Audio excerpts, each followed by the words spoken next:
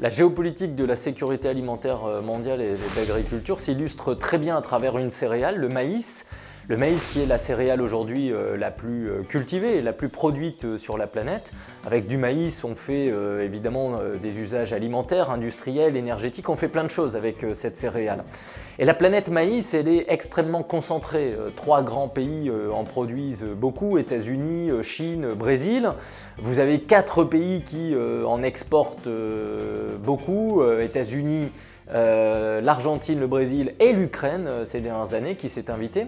Et dans ce paysage mondial maïs, l'Europe doit regarder où elle se situe. L'Europe, c'est 5% de la production mondiale de maïs.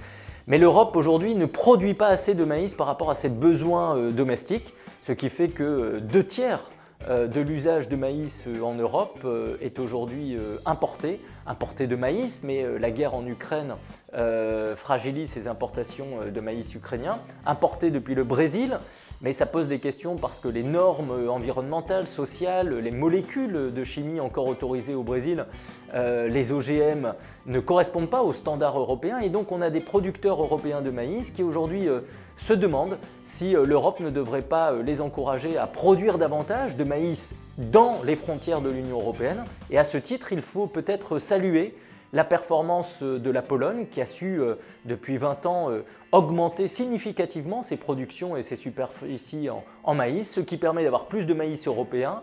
Et quand la Pologne, la France, la Roumanie produisent du maïs et en produisent de plus en plus, ça bénéficie à d'autres pays européens qui font des choix sur d'autres cultures.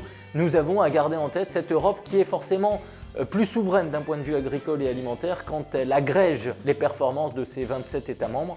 C'est ça aussi l'Europe, c'est d'être plus forte parce qu'unie et en même temps en étant unie, changer parce qu'on a ses engagements et ses objectifs environnementaux.